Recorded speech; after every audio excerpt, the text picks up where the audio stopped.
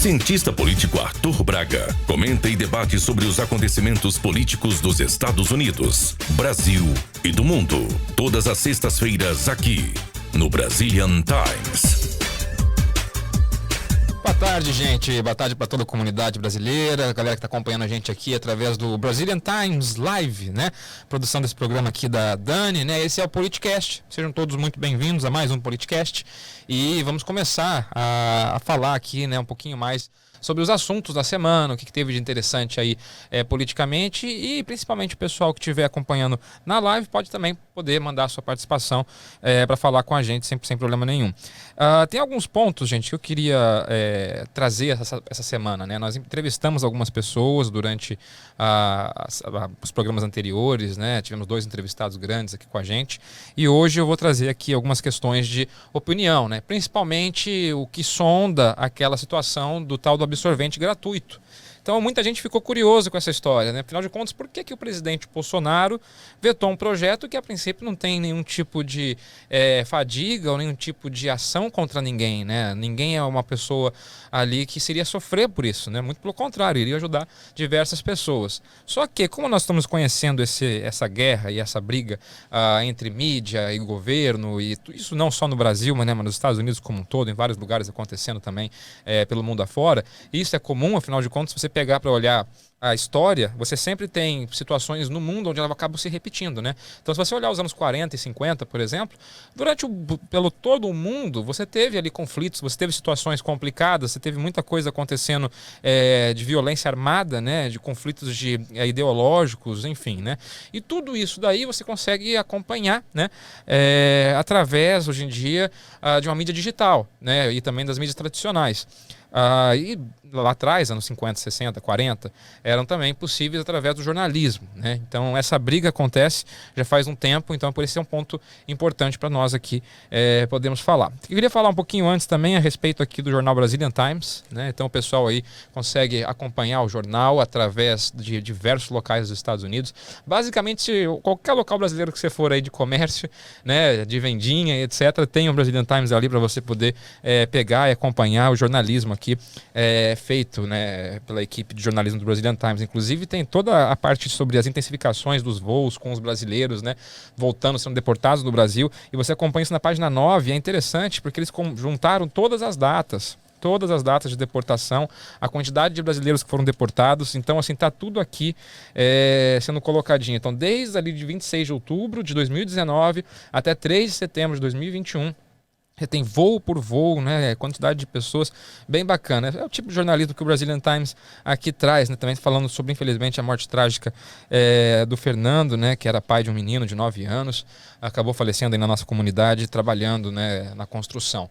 Então, até meus pêsames à família, né? Melhoras para que esse tempo passe. Mas, vamos colocando aqui um pouquinho a parte jornalística ao lado, vamos entrar na questão de opinião, que afinal de contas foi vetado um projeto que, a princípio, como eu falei, não faz mal a ninguém. Era um projeto que só faria bem. É o tal do absorvente gratuito, né? Então, qual que é essa história, né? Ele sancionou, o presidente, na verdade, a criação de um programa de proteção e promoção da saúde menstrual.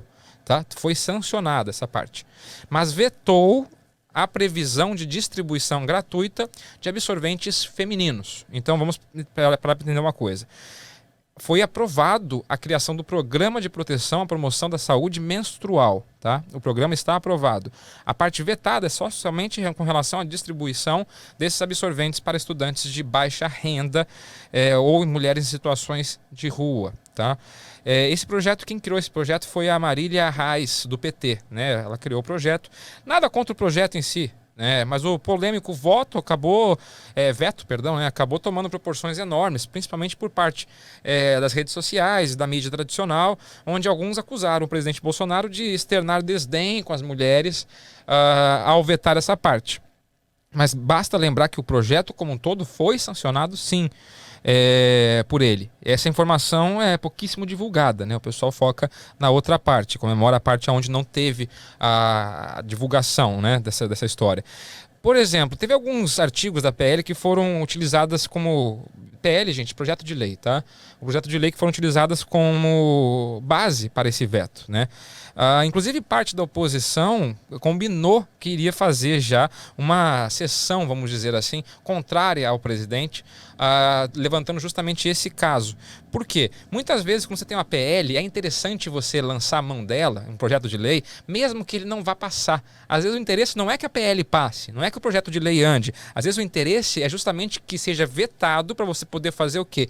Política midiática a respeito disso. Então você faz um texto ruim, consegue a aprovação dele dentro da Câmara e aí você passa isso para o presidente não sancionar. Então, parece que essa é a intenção. E a intenção dessa lei, ela é positiva.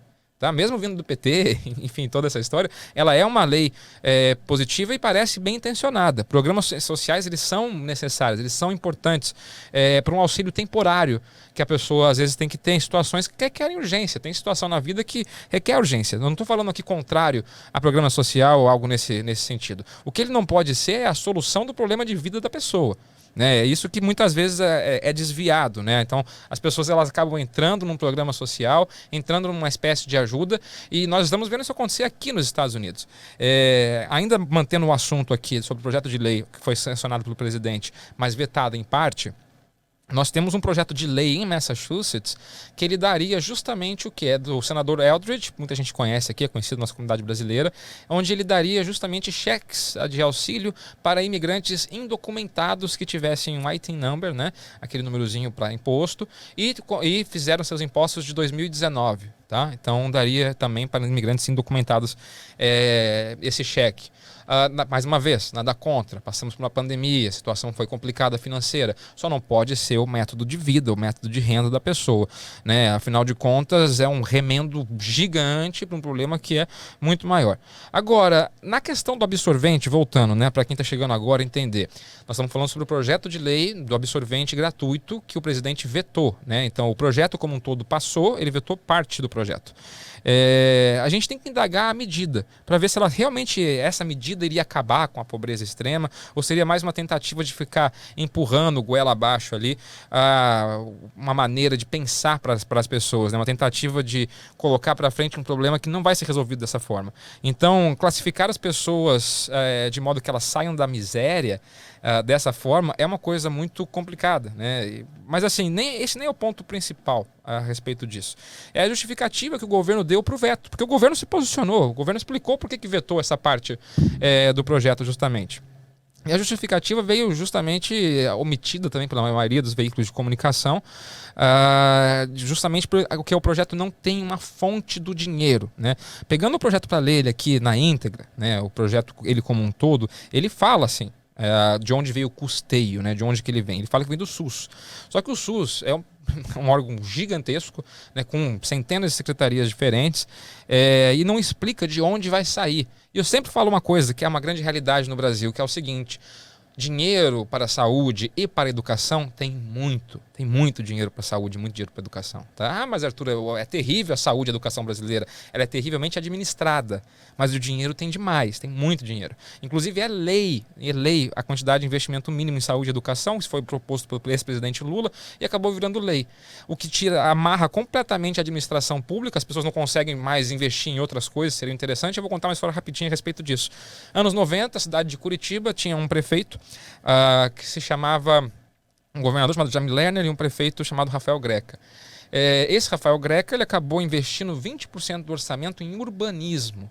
Urbanismo, né? Calçada, praça, flor, estátua, enfim. O que aconteceu com a cidade? Transformou completamente a cabeça das pessoas, né? O curitibano passou o que é conhecido hoje, de ser uma cidade limpa, organizada, etc. Você para pensar, aquela questão administrativa naquela época requeria uma sessão como essa. Hoje em dia não consegue fazer isso, porque basicamente todo município brasileiro tem 60% dos seus gastos, 60% dos seus gastos sendo feitos ali justamente com funcionário público, tá? É folha de pagamento, 20% é obrigado a gastar em saúde, 18% em educação, tá, gente? Então nós estamos falando aí de 88%, sobra 12% para saneamento público, para transporte, para segurança, para todo o resto, Então é completamente ridículo essa forma. Então você colocar no projeto que o SUS vai pagar, além de explicar pouco, abre uma porta gigantesca de como as coisas não deveriam funcionar. Não deveria ser dessa forma, não tinha que ser dessa forma. Essa é uma questão muito complicada. Então a lei ela tem que especificar de qual secretaria, de qual órgão vai sair. É o SUS, mas o SUS da onde? Né? Não obstante, gente, para todo novo gasto existe um aumento de imposto para o contribuinte pagar no final das contas. Todo. Além disso, o Estado nunca foi um bom administrador de recursos, vamos combinar. Estava conversando, inclusive, antes de entrar aqui no ar, aqui nos Estados Unidos a gente vê muita obra adotada, né? Local adotado por empresa. Então, por exemplo, você tem aquele canteirinho de obra, você tem uma casa, um museu, você tem alguma coisa que a administração pública não quer tomar conta, ela passa para uma empresa. Então ela chega para a empresa tal, a Brazilian Times, vocês querem ficar com parte da 93 Sul? Para vocês tomarem conta dela, a gente não cobra o pedágio, então vocês vão fazer uma doação, literalmente, e nós vamos administrar isso aqui, né? Vocês vão administrar isso daí. Essa parte. Em troca, a gente vai colocar a imagem de vocês ali. E isso faz com diversas empresas. Por quê? Porque o Estado não sabe gerir.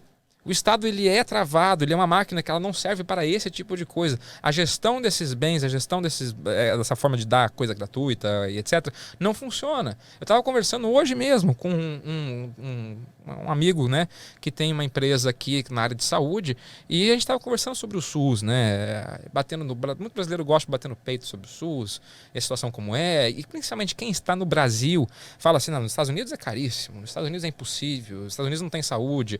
Quem vive aqui sabe a realidade, né? As emergenciais, as coisas que são realmente necessárias, elas acabam sim tendo o seu atendimento, não de forma gratuita, mas sem pagamento. Né? Depois a conta vem, óbvio que ela vem. Mas você aplicando para os programas estaduais, aplicando para os programas de desconto, enfim, você consegue ter uma vida que dê para levar dessa maneira, né? A dúvida aqui, voltando para a questão ali do absorvente, né? Se é que esses absorventes chegariam para as mulheres. Né? Quantidade de vezes que nós já vimos situações de insumos higiênicos, outros tipos de insumos onde não chegava, né? Afinal de contas você tinha desvio acontecendo, acaba justificando o porquê desse veto. Esses benefícios, gente, como a redução de salário de político, enfim, lógico que eu sou a favor. Eu gostaria muito que político devolvesse parte do salário, enfim, ou as mamatas fossem... Mamatas, eu digo as legais ainda, tá?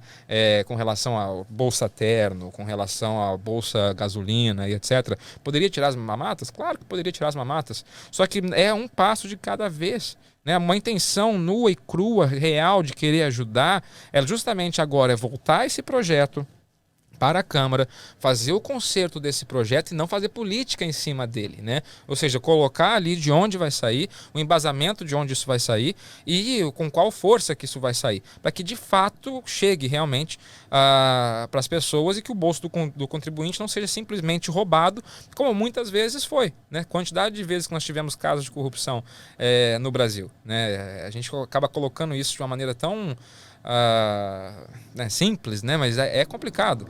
E uma coisa, você dizer que os absorventes serão distribuídos de forma gratuita é apenas um proselitismo político, né? Tem que tirar das mãos do Estado. É uma utopia de que a solução dos problemas está gratuitamente vindo de algum incentivo fiscal.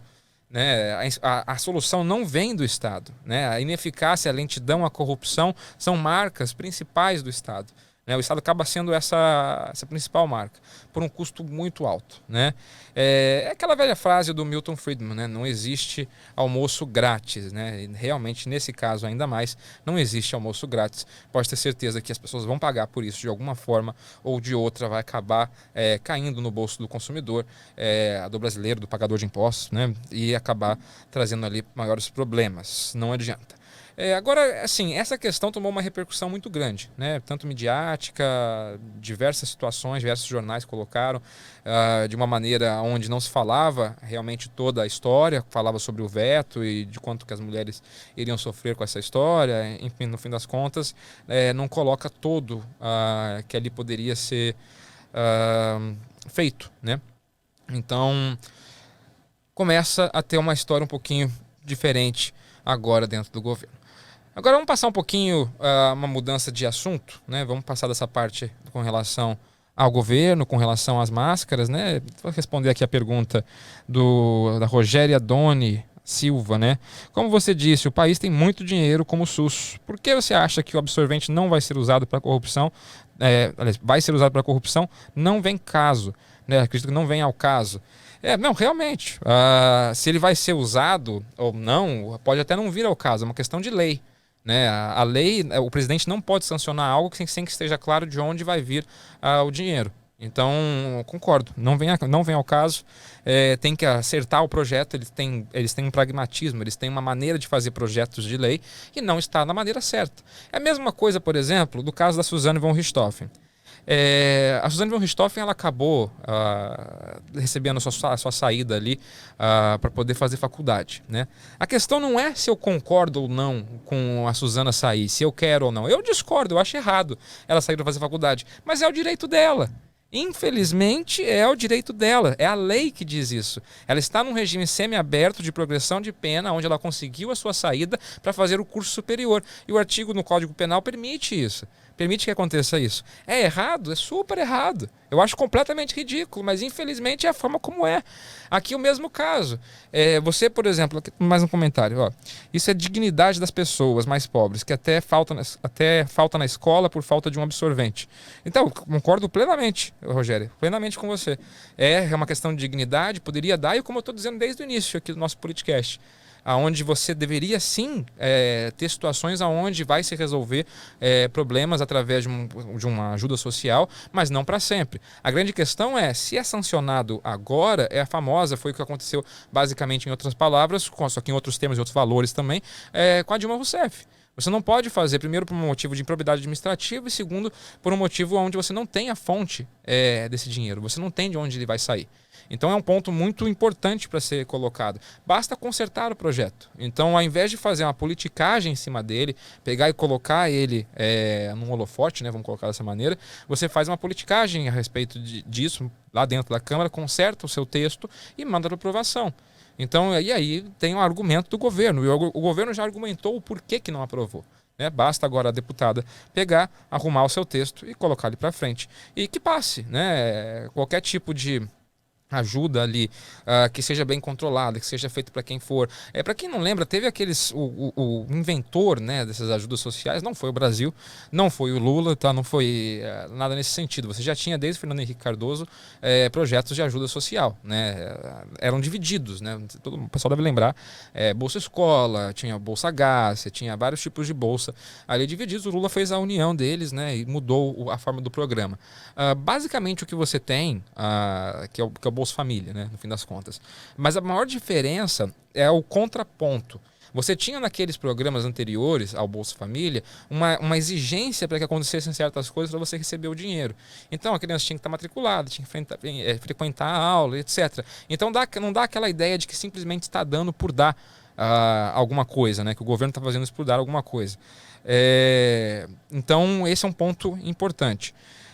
Agora, me chamou a atenção um pouco a Damares, né, a ministra Damares, porque ela é a ministra, né, justamente dos direitos humanos e das mulheres no Brasil, e ela em nenhum momento passou nenhum tipo de, apesar de ser responsável pela pasta, nenhum tipo de comentário, né? Tá até acompanhando aqui as redes sociais dela. Pra você ter uma ideia, o nome do ministério é Ministério da Mulher, da Família e dos Direitos Humanos, né, o MMFDH. Esse ministério. E ela não fez nenhum comentário. Para mim, eu acho que cabe sim, por parte da Damares, fazer uma menção e colocar o que foi que o executivo decidiu, né? E quais seriam justamente as medidas socioeducativas para conseguir sanar o problema e resolver essa situação. O que é colocado também a respeito disso são com relação a homens trans e pessoas não binárias, né? Aí você entra numa outra questão, né? Fugindo aqui ainda da questão escatológica e também da questão religiosa, vamos nos prender à política aqui agora, nesse momento. Você tem uma parte da bancada no Congresso que quer justamente por essa argumentação. E aí você já entra na questão da necessidade, né? Ou seja, é diferente de você distribuir, por exemplo, um preservativo. Porque a distribuição ela pode acontecer para qualquer pessoa, porque qualquer pessoa, literalmente, vai ter que ter uma outra pessoa para poder fazer a utilização dele. Agora, aqui não é a mesma coisa. Então, qual que é a lógica de você dar para pessoas não binárias e homens trans um absorvente? né? Enfim, para mim não faz o menor sentido isso.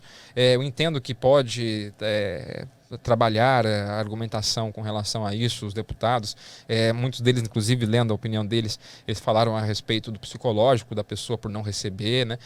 Mas é justamente nesse ponto aonde que esse fraquejamento mental e etc. tem que fazer um acompanhamento, tem que fazer um entendimento. Afinal de contas, não é uma necessidade fisiológica dessas pessoas que eu acabei de citar aqui, tá bom, gente? Detalhe, vamos continuar mais notícia aqui, vou trazer mais atualização para vocês e agora, tá? De coisas que estão acontecendo agora justamente para você ficar por dentro. E também falar um pouquinho de Estados Unidos ainda hoje, né? Um pouquinho de Afeganistão e do que está acontecendo num todo, né? Agora é o seguinte, o xerife de Los Angeles não exigirá vacinação obrigatória. E por que isso muda alguma coisa? Vamos ler aqui para você. Basicamente, a questão se tornou politizada, foi o que disse o xerife. A medida passou a ser obrigatória após a aprovação de um mandato pelo Conselho Municipal na última quarta-feira, dia 16. Né? Ele disse o seguinte... O xerife, né? Existem grupos inteiros de funcionários que estão dispostos a ser demitidos e dispensados ao invés de serem vacinados. Então não quero perder 5%, 10% da minha força de trabalho durante a noite com um mandato de vacina. A questão se tornou politizada, foi o que disse o xerife. Deixa eu trazer o nome dele aqui, né? Villanueva. Alex Villanueva, xerife de Los Angeles, tá? Basicamente, o que está se falado ali, o que foi decidido na cidade, é que é mandatório, né? Virou uma questão mandatória. E aí eu queria trazer uma outra questão. Por que não se pode falar nada a respeito de vacinação ou de qualquer outra coisa sem você entrar num argumento que a pessoa é um terraplanista, que a pessoa é um louco, que a pessoa é uma pessoa sem condição de... acredita em teoria da conspiração, acredita em alienígena, enfim, você já entra nessa seara se a pessoa começa a falar alguma coisa a respeito disso. Mas foi até uma discussão dentro do Senado aqui, né? Um dos senadores indagou a seguinte forma, ele trouxe uma pesquisa israelense de 2,5 milhões de pessoas ali pesquisadas, aonde elas atingiram algum problema por parte da vacinação. A parte de você não poder indagar alguma coisa, ser cortado do poder de poder criticar alguma coisa ou fazer algo, é justamente esse proselitismo político que a gente acabou de comentar a respeito do absorvente. É a mesma coisa. Você tem que ter a liberdade de poder fazer uma indagação. Mas milhares de pessoas são influenciadas hoje através da internet, que abre, a pessoa fala uma coisa, todo mundo pensa que é isso e etc. Cada um tem a sua formação. A grande questão da opinião, e acho que esse é o grande erro de interpretação de muita gente na hora de falar de liberdade de opinião, a liberdade de opinião ela não acaba quando a sua começa. Tá? Ela não é assim, concomitante, ok? Elas são paralelas.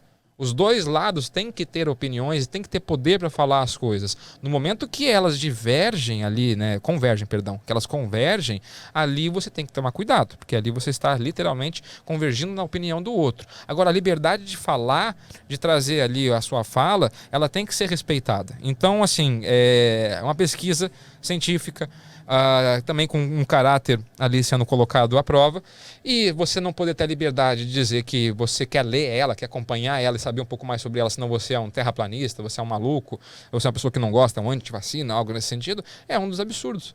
Né? Você querer justamente pegar essas duas opiniões, eu vou cortar uma delas, a outra que eu gosto eu vou continuar, sem deixar com que a primeira ali aconteça. Né? Então acho que o xerife está seguindo ali uma onda, né, um pouco diferente. A Califórnia ela tem dois tipos de população bem diferente, né, com a questão política. É um estado hoje em dia democrata, mas tem seu interior todo republicano. Então essa briga acaba acontecendo bastante. E não para por aí. Aqui nos Estados Unidos está cheio de casos. Vou ler mais um para vocês aqui. Tá? A respeito de pais divorciados, tá, gente? Aqui nos Estados Unidos que vão à justiça sobre a vacinação dos filhos. Exatamente, né? Então, assim, pais divorciados que discordaram sobre a vacinação contra o coronavírus estão levando suas brigas aos tribunais aqui nos Estados Unidos. A informação foi divulgada pelo The Washington Post. Por aqui, né, as leis de vacinação dos filhos variam de estado para estado. No entanto, se a sentença do divórcio exigir uma decisão conjunta, os pais devem levar a questão ao tribunal. Comecei a ter um ataque de pânico, foi o que disse a Verônica ao jornal, né, a mãe do menino. Ela não usou o sobrenome por motivos de privacidade. O seu ex pediu ao tribunal para decidir se sua filha de 12 anos poderia ser vacinada contra o Covid ou não. E ela disse o seguinte, a Verônica, né, que foi um dia antes de marcar a vacinação da menina. Então, assim, é uma questão que ela atinge os lares de uma forma tão poderosa que você vê até mesmo num divórcio, essa decisão conjunta, né, que deveria ser algo tão simples, se fosse realmente dessa forma, acaba se tornando complicado. Né? Então, infelizmente, é assim que acontece aqui nos Estados Unidos também. Né? Falar um pouquinho também do Afeganistão. Eu sei que o assunto ele ainda não morreu, tá, gente? O pessoal tá lá, a situação tá ainda periclitante. E uma explosão, uma mesquita no Afeganistão deixa mais de 100 mortos e feridos. Né? Pelo menos 100 pessoas morreram e outras 140 ficaram feridas nessa explosão. Foi sexta-feira, foi hoje na cidade de Kunduz, no nordeste do Afeganistão. Né? Uma mesquita xiita foi o alvo do ataque terrorista. O porta-voz do Talibã, o Zabilullah Mujahid, comentou sobre a explosão. Disse o seguinte: houve uma explosão em uma mesquita de nossos compatriotas xiitas e o resultado disso é que um número de nossos compatriotas foram martirizados e feridos. Mujahid disse que a unidade especial de investigação foi ao local para investigar o que houve. Nenhum grupo assumiu a autoria do atentado, né, terrorista dessa sexta-feira. Então, ou seja, a situação não está apaziguada, você tem atentados acontecendo até hoje e a forma como os Estados Unidos fez a sua retirada, mais uma vez, acaba sendo um desastre. Mais uma vez, acaba sendo algo para ser lembrado como uma péssima forma de se fazer política e, infelizmente, é um erro grande. Né? Foi um erro grande quando aconteceu a mesma coisa em Israel, no Iraque, e agora acontecendo a mesma coisa no Afeganistão. 2 erros bem grandes. Né? Uma outra coisa que eu queria falar com vocês aqui, mais uma notícia também a respeito do Brasil, né? Você tem ali um recuo do Bolsonaro, eu queria falar a respeito disso, né? Afinal de contas, o presidente acabou dando uma oportunidade de recomeço, foi o que disse o Lira, né? O presidente da casa, sobre o recuo de Bolsonaro, né? O presidente da Câmara, o deputado Arthur Lira, elogiou na sexta-feira, hoje, a divulgação da declaração à nação pelo presidente Jair Bolsonaro. Em mensagem no Twitter, Lira afirmou que o novo posicionamento do chefe do executivo pode ser um recomeço. Abre aspas para ele. Não é um momento para desarranjos institucionais. Que a cara do presidente seja uma oportunidade de recomeço de conversas para a estabilização política na vida do povo brasileiro.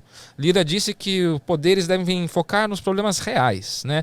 Toda a instituição republicana ou poder só existe para servir ao país.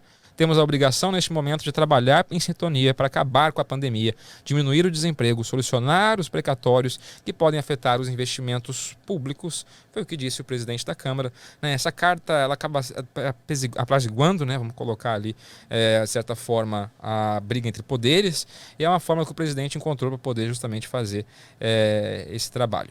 E aqui, gente, eu queria trazer uma última notícia para finalizar a respeito do ex-presidente Donald Trump. Né? Ele acabou fazendo aqui também hoje, na data de hoje, um comentário, né, dizendo o seguinte: eu adoro o presidente do Brasil, abrindo aspas aqui para o presidente Donald Trump. O ex-presidente dos Estados Unidos teceu elogios, né, ao presidente Jair Bolsonaro. Trump afirmou que o mandatário do Brasil é uma ótima pessoa e faz um trabalho duro. Né? Abre aspas para o ex-presidente americano. Eu adoro o presidente do Brasil, ele e seu filho, o deputado Eduardo Bolsonaro, são ótimas pessoas. E ele trabalha duro ajudando as pessoas. Espero que ele fique bem. Foram as falas ali proferidas durante a transmissão ao vivo da luta de MMA entre o Evander Holyfield e o Vitor Belfort. Né? O brasileiro acabou vencendo no primeiro round por nocaute técnico. Bom, pessoal, essa foi a nossa edição de hoje do Politicast. Falamos a respeito do absorvente gratuito. Você que quer entender melhor essa história, como é que ela aconteceu, o que ela é. Queria agradecer a participação aqui da Rogéria, deu a sua opinião também. O pessoal que poder acompanhar agora a qualquer momento, né, no Brazilian Times, no Facebook do Brazilian Times, você pode entrar, assistir esse podcast, pode colocar para escutar no rádio também, deixar ele rodando ali no rádio para você, tá bom? Eu sou o Arthur Braga, foi um prazer estar com vocês aqui mais uma vez. Um grande abraço e até o próximo Politicast.